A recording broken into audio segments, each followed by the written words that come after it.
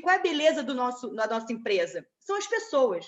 É a cabeça das pessoas, né? Então, a gente tem que tornar a pessoa sócia. Por quê? Para ter aquele sangue nos olhos que a gente fala, para ter aquele sentimento de dono, porque uma empresa de gestora, uma gestora independente, ela é feita de pessoas. Então, essas pessoas, ela tem que ter esse valor. Então, o João Marcelo é um exemplo disso, que tornou-se sócio agora esse ano, tá? Então, isso para a gente está sendo muito bom. Eu acho que ano passado, tenho certeza que ano passado foi um ano emblemático, tá? Por que eu estou falando um ano emblemático? Primeiro, foi um ano muito difícil, que a experiência contou demais para a gente ultrapassar o ano que teve, o ano de 2020, né? Nessa pandemia que a gente continua ainda nela. Então, a gente tem o Oscar e o Renato, que estão juntos há 20 anos como gestores da Gap, gestores do fundo multimercado da Gap. Então, falando um pouco de números, a gente tem uma empresa de 25 anos de história, onde a gestão não muda há 20 anos, essa é a beleza do Gap Absoluto, que eu acho que ninguém tem no mercado, e o Gap Absoluto tem 15 anos de histórico. Então, qual é a beleza do Gap Absoluto? Quando a gente olha para trás, quando a gente olha 10 anos atrás, há 12 anos atrás, há 5 anos atrás, o que eu vou estar olhando? A rentabilidade do fundo? Não. Eu vou olhar o seguinte, eu vou olhar em momentos extremos, como a gente continua vivendo, como é que esse fundo se comportou. O que aconteceu? Como é que foi o drawdown do fundo? Então, o que é drawdown? Tá? Drawdown é aquela queda acentuada que a gente teve, como a gente teve em março do ano passado, né? Que é o fatídico carnaval, que todo mundo que tem alguma coisa investida sentiu na pele como é que funciona a famosa volatilidade de mercado, quando acontece alguma coisa que a gente não espera. Então, é isso, a beleza do Gap Absoluto é esse, a gente olhar todo o passado dele e perceber como é que o fundo se comportou em 2008, quando a gente teve aquele subprime nos Estados Unidos, aí depois a gente vê como é que se comportou no Lula, na Dilma, no Temer, e ano passado foi fantástico. Então, essa experiência, junto com essa galera mais nova, que nem o João Marcelo, que vocês estão conhecendo, é o fit, que a gente chama de fit, né? Como a galera se interage, isso faz toda a diferença para o dia a dia do nosso fundo. Então, uma coisa legal que ano passado, que é o seguinte, o fundo ano passado rendeu 10%. O que é 10%, tá? É quando a gente olha a característica dos nossos dois produtos, tanto de previdência quanto o Gap Absoluto, o que eu estou olhando? Eu estou olhando target de retorno. Por que o target de retorno é muito importante? A gente é uma empresa meio velhinha, né? Então, a gente é de um tempo que não existia plataforma digital, tá? Muita gente que está aqui provavelmente estava trabalhando em banco ou em qualquer outra empresa que não era esse escritório de agente autônomo muito legal que vocês têm. Então, o nosso principal cliente, quem eram? Eram os amigos, os familiares, os vizinhos. Então, a gente tem uma preocupação com a pessoa física, uma preocupação no quê? No caminho da cota. O que eu quero falar de caminho da cota? É aquele famoso Sharpe, sabe? Que a gente escuta Sharpe, mas na verdade o que é o Sharpe? Né?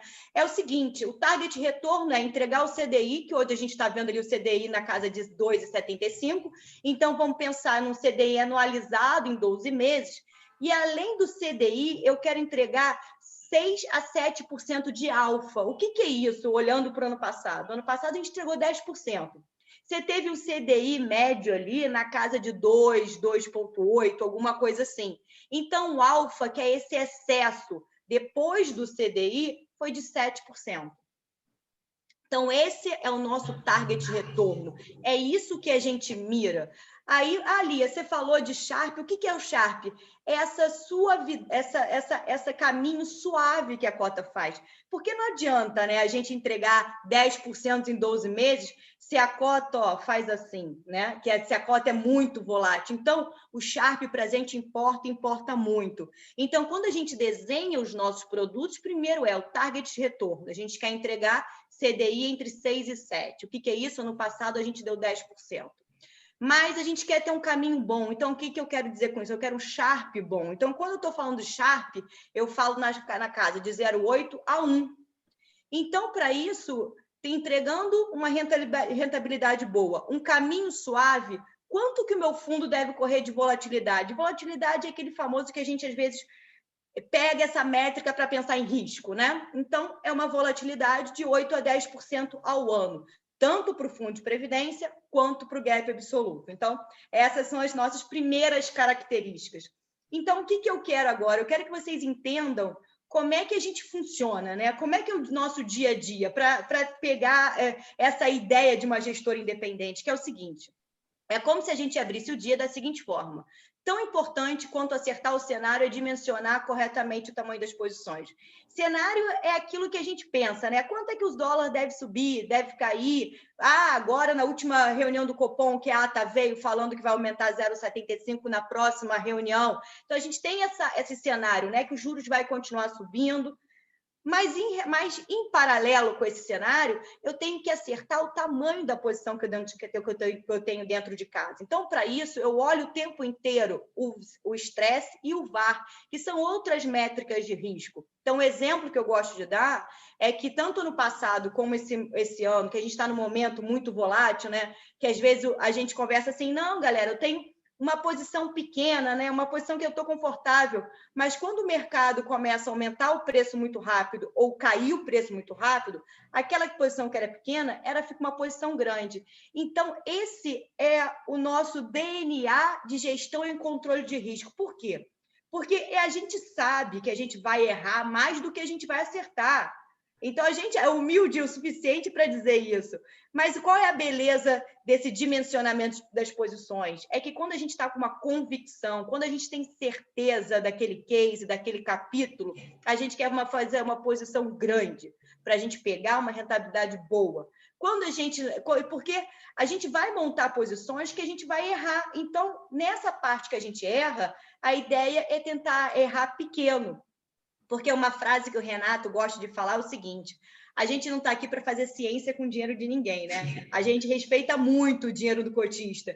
Então, a gente não é que a gente chama de amor à posição, né? Então, não é porque a gente estudou, a gente se debruçou em cima do case, que na hora que a gente faz o trade, né, coloca, imputa aquela operação dentro da carteira, às vezes o mercado anda de uma forma completamente diferente do que a gente imaginava. Então, a gente não tem vergonha de zerar, a gente não tem vergonha de esperar aquele momento passar e montar a posição de novo. Então, como é que a gente tenta olhar essa turbulência para frente, né? Porque esse ano a gente tentou muito enxergar o que estava por vir, que é uma outra frase que é muito legal, que é o seguinte: é obsessão por agenda, forecast de volatilidade e mapear possíveis turbulências, o que está por vir no futuro próximo, que a gente faz o risco para o passado também, mas para o futuro próximo é muito importante para a gente, às vezes, montar proteções que a gente não teria, ou então zerar posições.